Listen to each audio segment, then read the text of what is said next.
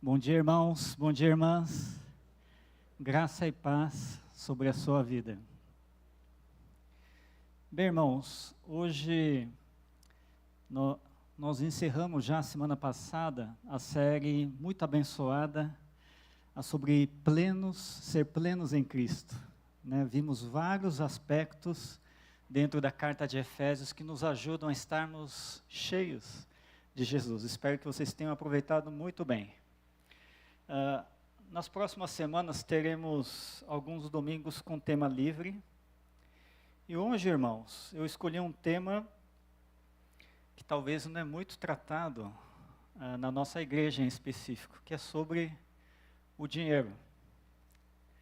E a primeira coisa que eu queria colocar antes mesmo de desenvolver a nossa reflexão na palavra do Senhor é dizer que na nossa igreja nós cremos que a bênção de Deus não está à venda. Não estou aqui para falar de dinheiro para que você compre a bênção do Senhor. Mesmo porque, olhando para a Bíblia, nós vemos que não tem preço que pague aquilo que Deus pode dar para você. Você pode ser a pessoa mais rica do mundo, mas isso não vai ser suficiente para aquilo que Deus faz na sua vida. Então não faz sentido essa ideia de que na igreja a gente pede dinheiro para que Deus abençoe, para que Deus te ajude. Não, não é assim que funciona. A palavra de Deus é muito clara. Deus, na sua infinita graça e amor por você, Ele que quer dar essas bênçãos para você e você tem que estar aberto a Deus. Eu queria deixar essa ressalva antes de falar sobre dinheiro, porque dinheiro suscita essa preocupação quando a gente traz esse assunto para a igreja, né? Mas, pastor, por que você quer tratar de um assunto tão material, né? Tão físico? A gente não fala de coisas espirituais na igreja, né? O que Deus tem a ver com dinheiro? Com o seu dinheiro, com o meu dinheiro? Vocês já pararam para pensar sobre isso? Porque parece que dinheiro recebeu o dom da sabedoria de Deus, né? Então, muito valioso, né, você ter um livro desses. Eu sempre uso esse livro, às vezes, para me autoavaliar, ou até para eu aprender coisas que ainda não pude experimentar, mas para eu já ir me preparando. Um livro muito útil para a nossa vida. Mas dentro desse livro de Eclesiastes, o tema dinheiro é importante, olha só que coisa. Né? Para a pessoa que foi mais sábia, né, que existiu na época, dinheiro é um assunto que não dá para ignorar. As pessoas tinham que aprender a lidar com isso. Por isso, ela trata do dinheiro, em especial, nesse capítulo 5, a partir do verso 10, ele dá uma atenção nesse tema. E por fim, quando a gente entra nesse texto, eu gostaria que você percebesse que no começo o sábio, ele compartilha o que ele observou na sua vida, sobre como as pessoas estavam lidando com o dinheiro. Vocês sabem que observando, né, a realidade, a gente já começa a aprender muita coisa. Deus já vai mostrando muita coisa para você. E isso é o que o Kohelet quer compartilhar. Mas no final, ele tem uma conclusão sobre como Deus vai entrando nesse aspecto da nossa vida. Ok? Então vamos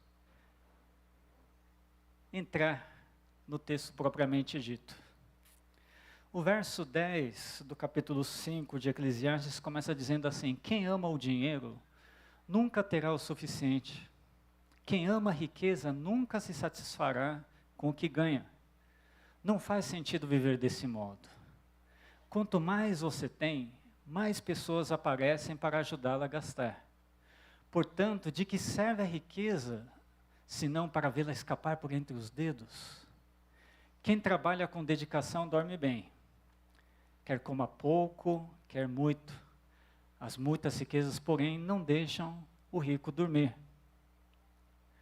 Observei ainda outro grave problema debaixo do sol. O acúmulo de riquezas prejudica seu dono. Se o dinheiro é colocado em investimentos arriscados e eles dão errado, perde-se tudo. No final, não sobra nada para deixar aos filhos. Primeiro, até aqui. O que o autor de Eclesiastes começa dizendo sobre o dinheiro? Que se alguém ama o dinheiro, né, se o acúmulo de dinheiro é o principal objetivo de alguém, essa busca não vai ter fim. Nunca se terá o suficiente, né? Então, já cria uma ansiedade infinita para quem tem essa busca. E para o autor não faz sentido alguém viver buscando alguma coisa que nunca vai ter. Olha só que coisa, tem dinheiro, mas como quer mais? É como se não tivesse. Vai continuar vivendo sempre sem sentir que já conquistou, já chegou lá, já tem o suficiente. Sempre vai estar nesse vazio. Ele continua dizendo também que quanto mais dinheiro você tem, mais meios para gastar também vão surgir. Na época em que o autor escreve isso, o mais comum é que fossem aparecer pessoas quando percebem que você está ficando rico. Pô, me empresta um pouco de dinheiro aqui, que tal a gente investir aqui junto, vamos fazer um negócio, e não vão faltar meios, oportunidades, situações em que tudo aquilo que você vai acumulando também vá fácil. Então o questionamento do autor é, então que serve a riqueza se é tão fácil gastar? Se acumula tanto, mas a coisa também vai escapando. Então, peraí, esse trabalho não tem fim, né? É que nem você agarrar a areia, você quer carregar toda a areia e a areia vai escapando por entre os dedos. Mas ele observou o seguinte também, mas quem trabalha com dedicação, né, quem é um trabalhador honesto, dorme bem, independente de ser rico ou pobre. Então, o acúmulo, né, traz ansiedade, mas aquilo que vem do seu trabalho como recompensa, como forma de sustento da sua vida, aquilo vai te dar, aquilo que é suficiente para você já vai te dar tranquilidade suficiente para você dormir bem à noite. Mas o contraste existe. As muitas riquezas geram mais preocupações. Quanto mais você tem, mais você tem que administrar. Fica mais difícil dormir. Olha que coisa. Então, que ele vai concluindo essa parte dizendo que um outro grave problema que prejudica aqueles que estão querendo acumular e acumular é que existe sempre um risco nesse mundo de uma hora para outra você perder tudo. Não é tão assim difícil de acontecer, né? Os palmeirenses que o digam, né? Ouvi dizer que o Palmeiras trocou o esquema 4-3-3 pelo esquema de pirâmide, é isso mesmo? Quem entende de futebol entendeu essa. Mas a notícia que corre é que alguns jogadores que ganham bem, né, entraram num papo de criptomoeda que daria um retorno muito grande, e quando perceberam era golpe. Mas aquela conversa do retorno alto era tão atraente que o pessoal caiu, foram milhões, e agora está uma briga danada, né, ficou essa cena toda. Não é difícil você perder dinheiro. Falando ainda de futebol, eu assisti uma entrevista com o Ronaldo Nazário, né? O grande Ronaldo Fenômeno, camisa 9 da seleção, um dos melhores da história. E ele estava dizendo nessa entrevista que ele tem uma equipe para ajudar a gerenciar o dinheiro dele. Ele gostaria agora que essa agência ajudasse outros jogadores. Por que isso? Segundo o que o Ronaldo observou, os jogadores de futebol, né, que, principalmente os que vão na Europa, fazem sucesso, ganham 100 mil, 200 mil, às vezes milhões de reais por mês, durante vários anos da sua carreira. Quando terminam de jogar, em 5 anos, 97% quebra. Fale. Conhecemos vários jogadores famosos que hoje estão tendo que participar de evento aí porque estão sem dinheiro. Mas o que aconteceu com aqueles milhões de reais, dólares e euros que aquele jogador ganhou? Ronaldo explica. Quando o jogador ganha dinheiro, ele automaticamente vai querendo aumentar o padrão da vida, né? Vai gastando mais, com mais conforto, coisa que não tinha antes. Maravilhoso, vai comprando. Só que quando ele para de jogar, ele percebe que agora não tem mais renda, né? Não está entrando mais dinheiro. Só que ele continua com os mesmos gastos. Então, em 5 anos, só gasta, faltou dinheiro.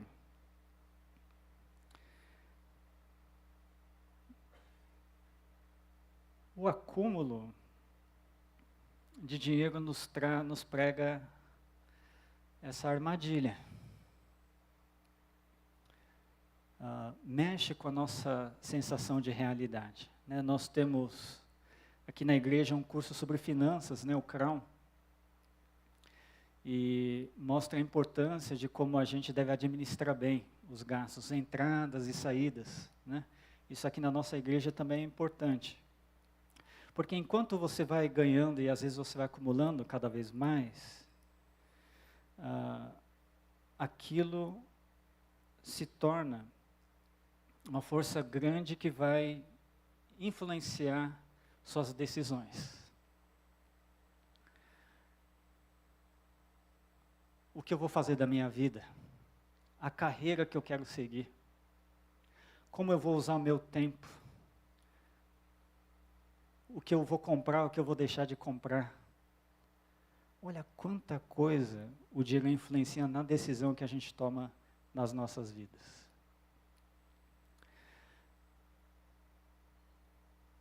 E aqui, o autor de Eclesiastes nos alerta para isso. Se o dinheiro toma conta de você, né? Se você vive para acumular, você está servindo o dinheiro. Se você está tomando decisão baseado apenas na questão financeira, quem está mandando em você é o dinheiro. E não é fácil a gente solucionar isso, mas é necessário.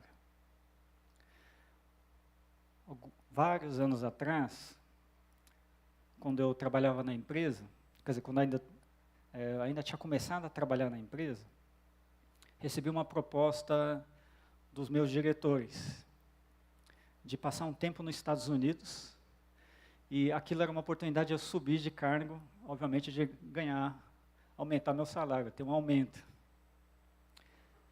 Eu fiquei muito lisonjeado de ter sido escolhido, né, para essa vaga, mas tinha um porém.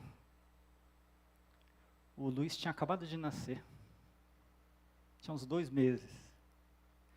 E a gente estava com algumas dificuldades nesse começo aí, o primeiro filho, né? Para a gente lidar com essa situação. E até receber essa proposta, eu me dedicava de corpo e alma a estar junto com minha família. O pessoal até brincava que eu era reloginho da empresa. Quando batia a hora do final do expediente, eu já levantava da mesa e ia. Eu era o cara que menos fazia hora extra na empresa na época. O pessoal falava assim, quando o Kengo levanta, o pessoal já deu a hora. Nem precisava olhar para o relógio. Porque aquilo, né, além de ter sido, o nascimento do meu filho ter sido tão importante para mim, viver toda aquela fase de adaptação e de vencer as dificuldades também considerava a minha responsabilidade. Mas essa proposta só cobria só a mim. Quando eu falei que eu queria levar minha família, eles não deixaram. Falaram assim, desculpa, mas a gente só tem verba para mandar só você. E aí eu teria que ficar muito tempo lá. Dentro de mim, tinha um sentimento de que eu não deveria ir. É claro que o aumento ajudaria, mas a gente estava conseguindo se virar. Pensando no futuro, que vantagem, né? Ganhar mais agora, claro que seria. Mas eu me senti dividido, irmãos. Não foi uma coisa fácil. Em alguma situação, talvez eu falasse, não, beleza, vou aceitar e vou embora. Teria sido muito mais simples, mas naquele momento não era. E por isso eu tive que colocar isso para Deus. Deus, eu não sei o que fazer, estou tão surpreso. É uma oportunidade que em outras ocasiões eu teria aceitado tão fácil, mas Senhor, percebo que esse momento não é bom para isso. O que eu faço? Conforme eu fui orando, Deus foi me dando paz, me deu paz para não aceitar. Cheguei lá para a diretoria, quando eu disse que não ia aceitar, eles não acreditaram, falaram, meu Deus, você está falando sério, né? A gente não sabe quando que vai ter essa próxima oportunidade. E, bem, tudo que eles falaram fazia sentido.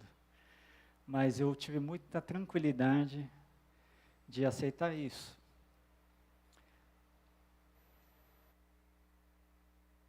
Deus foi muito bondoso comigo. Anos depois, recebi outra promoção, né? Com alguns anos de atraso, digamos assim. Mas Deus também me sustentou e aquele tempo que eu passei com minha família, lutando, batalhando junto com minha esposa, hoje é a base da minha vida familiar. É a base da confiança que a gente tem um com o outro e de como a gente valoriza um ao outro. E isso, para mim, acho que não tem dinheiro que compra.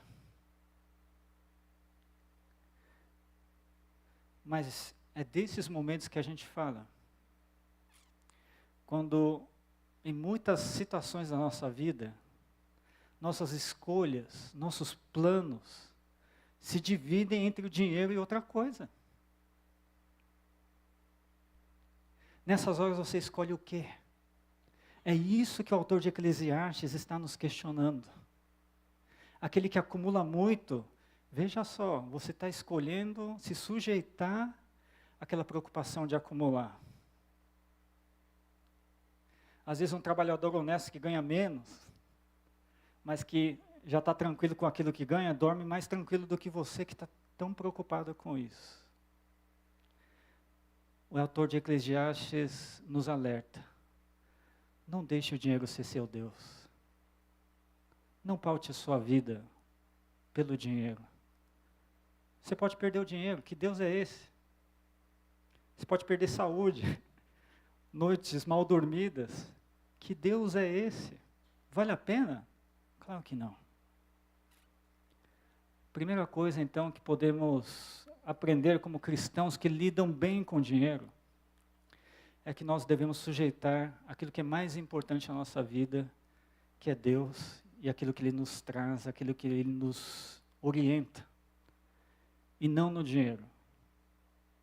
Mas devemos estar cientes de que o dinheiro sempre está competindo esse espaço com Deus. Então, reflita sempre. Que decisões eu tenho tomado? Baseado em quê? O que é que está em jogo nas minhas escolhas? E não deixe o dinheiro ser mais importante do que Deus. Não significa que Deus não vai te dar a oportunidade de ganhar mais, de crescer profissionalmente, de ter sucesso, não é isso. Mas esse sucesso também vai vir como consequência de escolhas que Deus abençoa.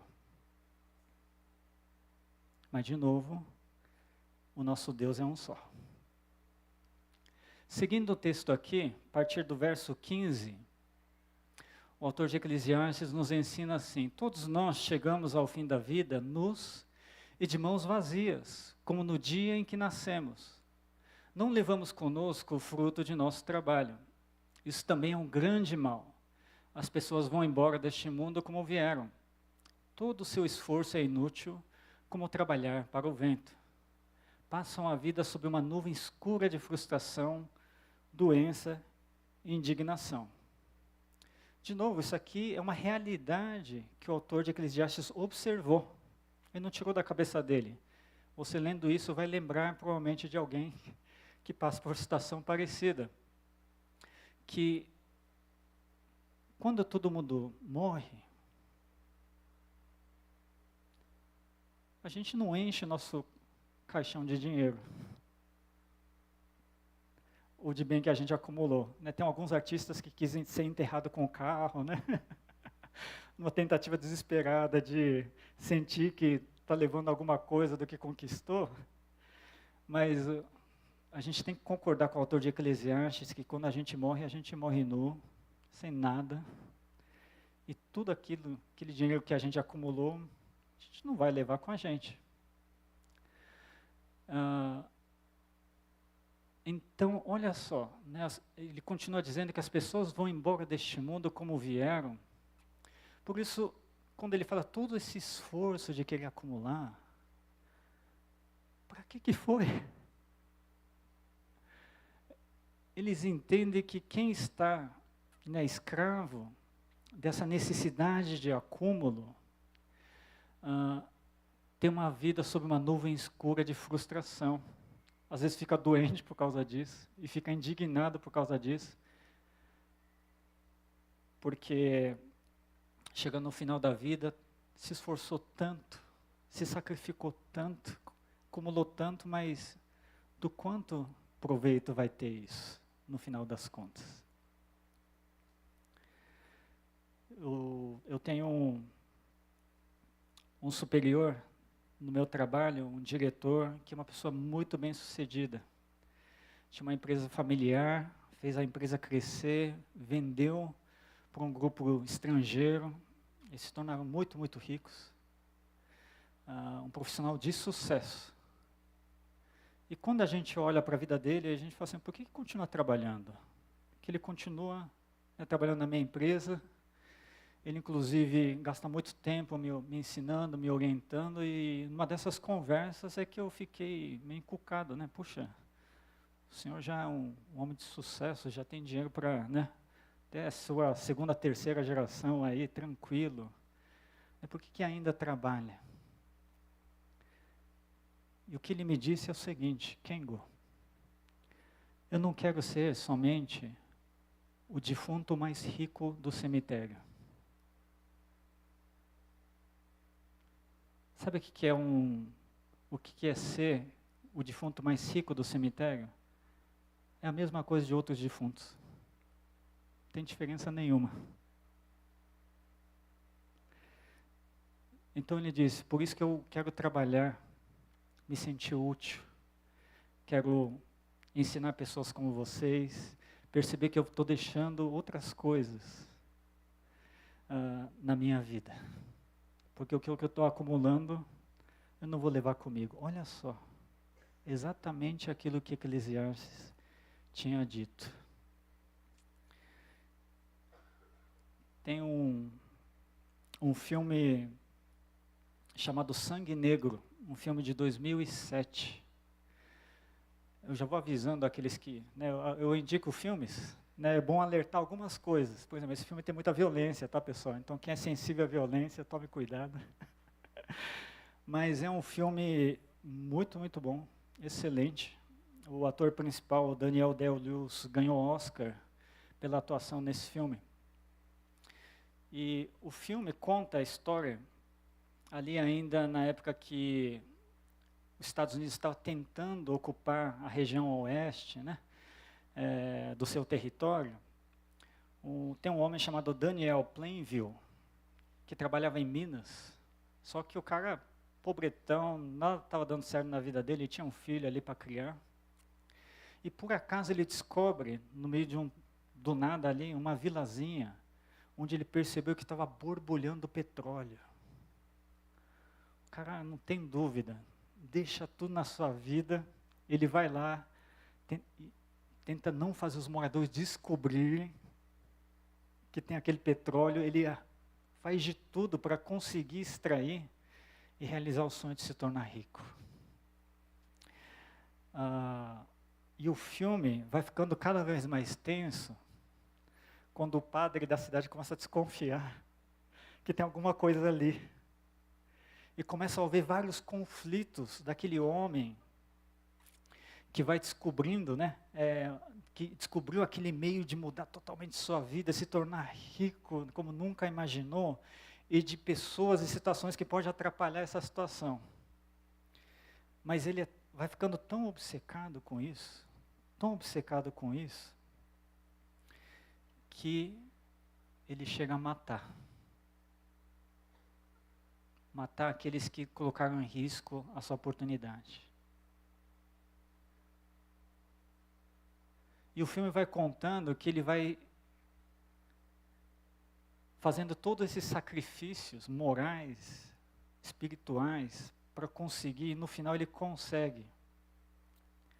Mas quando no final da vida, né, ele está lá velho, né, rico, né, numa casa grande, a sensação para quem está assistindo é de que o cara jogou sua vida no lixo. Ninguém se sente feliz por ele. Por tudo que ele fez, por todas as linhas que ele cruzou para chegar lá. Um filme que faz a gente pensar.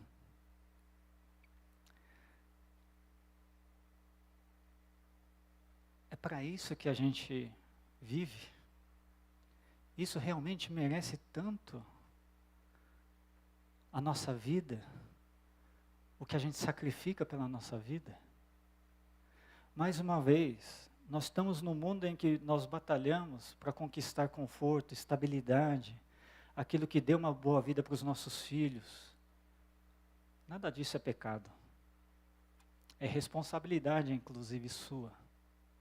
Mas existe uma linha tênue quando aquilo que nos dá poder, que é o dinheiro, aquilo que nos dá prestígio, que é o dinheiro, e aquilo que nos dá perspectiva de crescimento, que é o dinheiro, se torna a base para tomarmos decisão. E nós pautamos a nossa identidade sobre isso. Esse homem no filme, no final, ele está sozinho satisfeito. Porque ele está rodeado com toda a riqueza que sonhou e era essa a imagem de sucesso que ele tinha de si mesmo. Mas quem olha de fora sabe que isso aí não foi sucesso nenhum. Ele mais perdeu do que ganhou. Será que a gente, quando a gente se vê,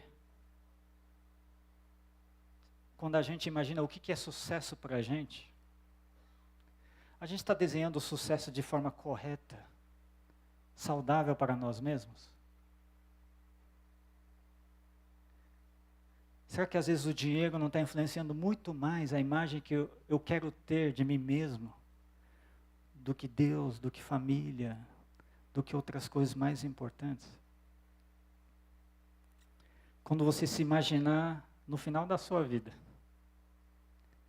perto do seu lugar no cemitério, como diz o meu superior, meu chefe, como você quer estar? E aquele você que estará lá naquele momento, o que essa pessoa mais valorizou na sua vida? Eclesiastes nos convida a refletir sobre isso e não errarmos. Não errarmos. Cristãos que lidam bem com dinheiro se definem em Deus. Qual que é o seu valor? Por que você pode dizer que você tem valor, que você é importante? Porque Deus te ama. Porque Deus te fez. Porque Deus já provou de várias maneiras que se importa com você e quis salvar a sua vida. E não é por aquilo que eu ou você a gente vai conquistar com nossas forças. E certamente entre essas coisas não é o dinheiro que vai nos definir da melhor maneira possível. Então não deixe que o dinheiro defina você. No muito dinheiro, no pouco dinheiro, isso influencia muito a nossa autoimagem. Mas não deixe isso acontecer. Deixe que Deus defina você. Deixe que Deus te convença da sua importância. E não as outras coisas. Vamos seguir aqui então para o final. A partir do verso 18, a Bíblia diz o seguinte. Agora vem a conclusão do Kohelet, que diz assim: ainda assim, observei pelo menos uma coisa positiva. É bom que as pessoas comam, bebam e desfrutem os resultados de seu trabalho debaixo do sol, durante a vida curta que Deus lhes dá, e aceitem a parte que lhes cabe. Também é bom receber de Deus riqueza e boa saúde para aproveitá-la. Alegrar-se com seu trabalho e aceitar a parte que lhe cabe na vida são, sem dúvida, presentes de Deus. Deus mantém as pessoas tão ocupadas com as alegrias da vida que não lhes sobra tempo para refletir sobre o passado. O autor está dizendo aqui que a conclusão, que o dinheiro, claro, não tem só o lado negativo. Que Deus também é alguém que nos dá as riquezas que nós temos. Mas quando você, como diz a palavra aqui, quando você come, bebe, desfruta o resultado do seu trabalho debaixo do sol, durante essa vida curta que a gente tem, né? Aquilo que Deus te dá, quando você aproveita isso, isso é uma coisa boa para a nossa vida. Ele continua dizendo, é bom a gente receber os recursos, o dinheiro de Deus, saúde também para aproveitar, né? E a gente se alegrar, né, com o nosso trabalho, aceitar a parte que Deus deu para a nossa vida, isso daí é presente de Deus. Presente de Deus. Satisfação na vida. Se sentir feliz pela vida que tem, é um presente de Deus.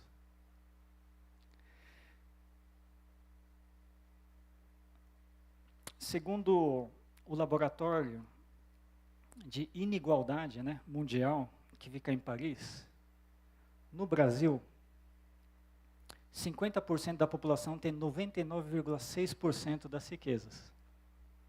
99,6%. Isso quer dizer que outros 50% só tem 0,4% das riquezas. Não é comum, quer dizer, é comum aqui no Brasil a gente sentir que tem menos. Porque sempre tem gente que tem mais que nós. Num país com desigualdade tão grande, um sentimento mais corrente é esse. Por que eu tenho menos? E daí vem a motivação, né? Não, eu vou ganhar mais porque eu quero chegar lá. Mas só quando chegar lá, vai ter outro cara que vai ganhar mais que você. Né? Por isso que Eclesiastes estava certo. Não tem fim. Mas é um sentimento que nos persegue aqui. Não ter o suficiente. Ter menos que o outro que eu conheço. E isso aflige demais a nós. Tem um autor chamado Rubem Alves, alguns devem conhecer. Tem uma história da infância dele que me tocou muito. Ele cresceu no interior de Minas Gerais, sítiozinho pobre, sabe? Os pais trabalhando na lavoura. Mas ele falava que assim, ali era um paraíso para uma criança, que subia na árvore, entrava no rio, sabe? A natureza inteira era um parque para ele e todos os dias ele se divertia. Só que aí o que os pais pensaram? A gente é muito pobre. Vamos tentar melhorar de vida e vamos para o Rio de Janeiro. Cidade grande.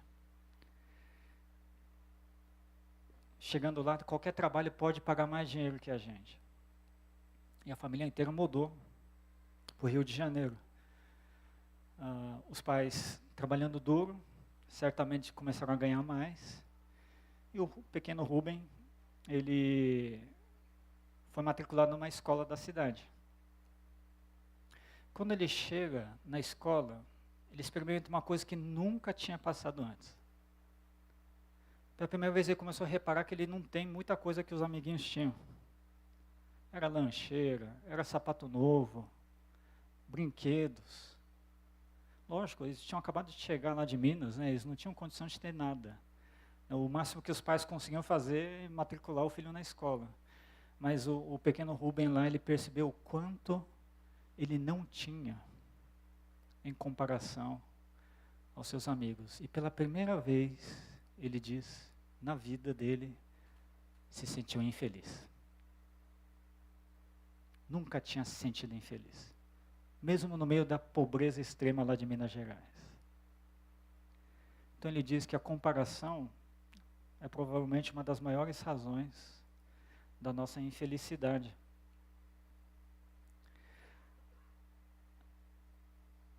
Uma pesquisa na Inglaterra diz que o poder aquisitivo da nova geração é menor do que as gerações passadas.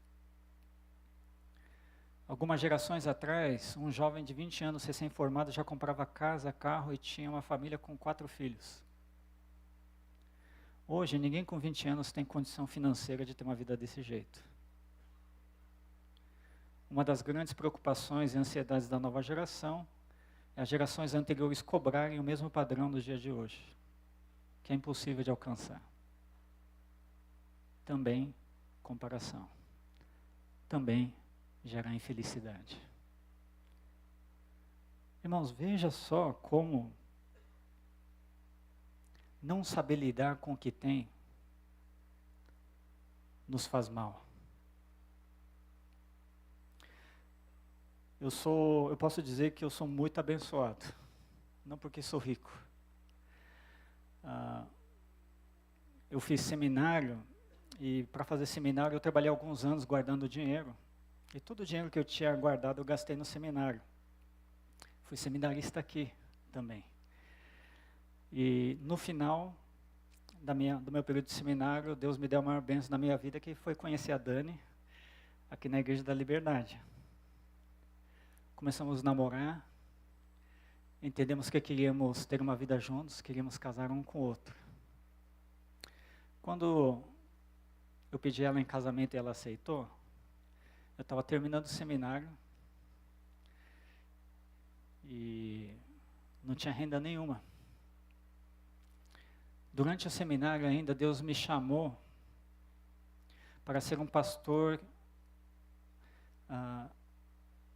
voluntário, como a gente diz aqui na Hollins. Não receberia sustento da igreja, mas depois do seminário eu deveria buscar emprego para eu me sustentar e assim voluntariamente servir a igreja.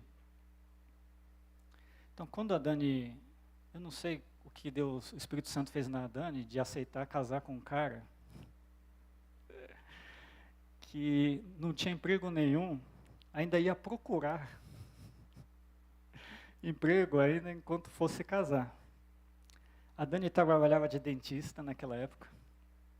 Tinha que trabalhar muito para ganhar um pouco de dinheiro. Não era fácil. A igreja se propôs a me dar uma ajuda. A Igreja da Liberdade, no primeiro ano aqui como pastor. E no nosso casamento, o nosso casamento foi 100% mochiori. Se os irmãos lembram, mochiori em japonês é quando cada um traz um prato para a gente poder fazer a festa junto. E, gente, foi uma festança, muita gente aqui, muita gente ajudando a gente. Foi assim que a gente conseguiu casar. E a gente arranjou uma kitnet para morar aqui do lado. E muitos móveis foram presentes de vocês. A gente morou naquela kitnet uns 2, 3 anos, né? Irmãos, hoje eu tenho uma condição financeira muito maior, porque logo depois eu consegui emprego numa empresa de comércio exterior. Eu fui crescendo dentro dessa empresa, ganhei algumas promoções. Mas vocês acreditam que quando eu e a Dani, a gente lembra da época da kitnet, a gente sorri? A gente adorava aquela kitnet. A gente se sentia muito abençoado. Porque, um desempregado eu consegui casar. Ter aquele lugarzinho para morar, já era muito. Já era um milagre do Senhor. E para mim, ainda hoje, quando eu penso, se eu sou feliz, eu lembro daqueles dias, eu tenho convicção de que sou feliz. É Deus me mostrando o valor daquilo que Ele me deu. Isso todos nós, todos vocês podem fazer. Se tiver o olhar certo. Se você deixar Deus mostrar para você aquilo que Ele já te deu. De você perceber o valor daquilo que você tem.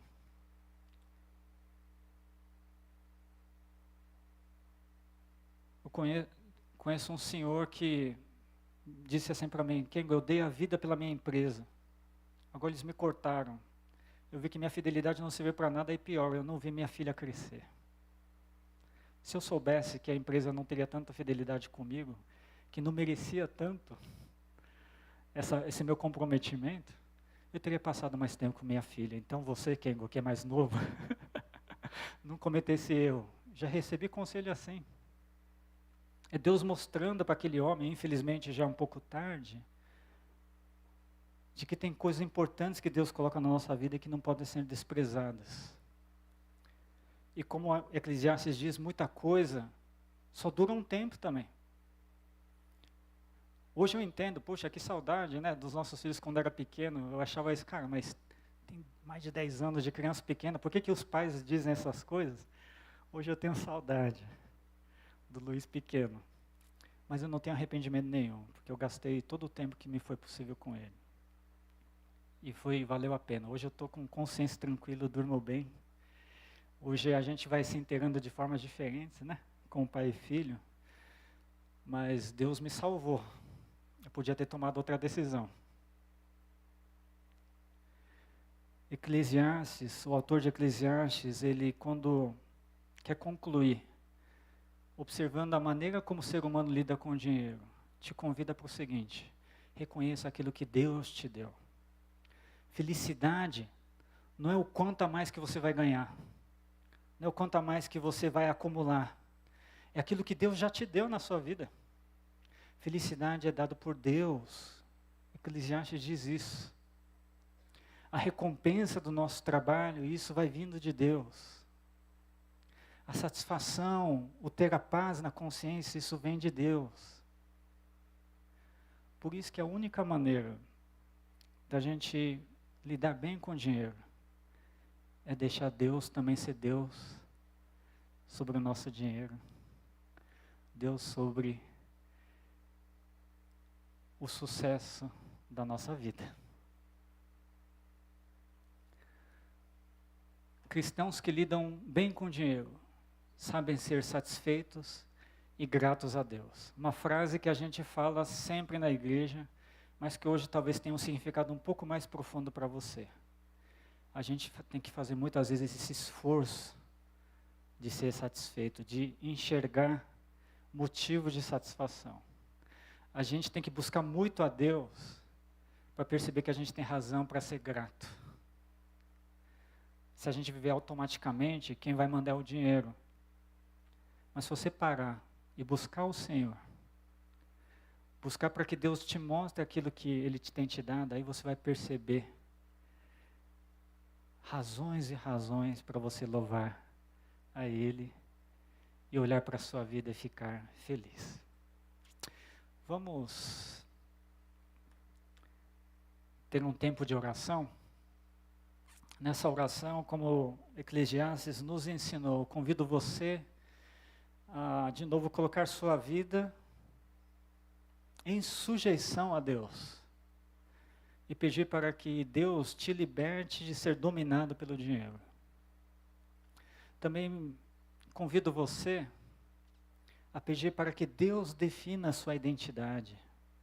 Deus defina a sua ideia de sucesso e não permita que o dinheiro seja o definidor de você. E por último, peça a Deus nessa oração para que Ele constantemente te ajude a enxergar aquilo que Ele deu para você. De como Deus já está trazendo, te dando felicidade, aquilo que só Deus pode te dar. E você poder reconhecer e ser satisfeito.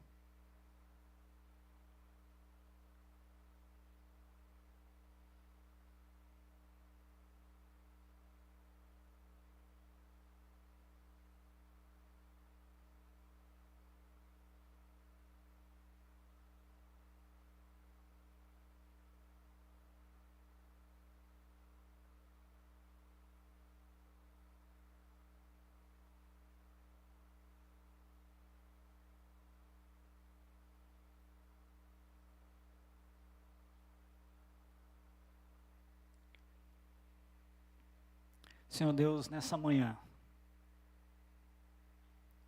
nós queremos declarar que se existe um Deus na nossa vida, esse Deus é o Senhor. rejeitamos, Senhor Deus, outros deuses que querem ocupar o teu lugar na nossa vida. E nessa manhã em especial, nós rejeitamos que o dinheiro ocupe o lugar que deve ser só teu. Senhor Deus, ajuda-nos a pautarmos nossas escolhas, nossos planos e nossos desejos em Ti, naquilo que o Senhor considera importante e não no dinheiro. Ajuda-nos, Senhor Deus, a sermos aqueles que quando olhamos para nós mesmos, enxergamos a nós como criaturas do Senhor, salvos por Jesus, aqueles que são amados por Ti, e por isso nós temos valor, e não por causa do dinheiro que temos. Senhor Deus, ajuda-nos a enxergar e a ser satisfeitos com tudo aquilo que o Senhor já colocou nas nossas mãos, e não importa o tamanho, não importa o valor monetário.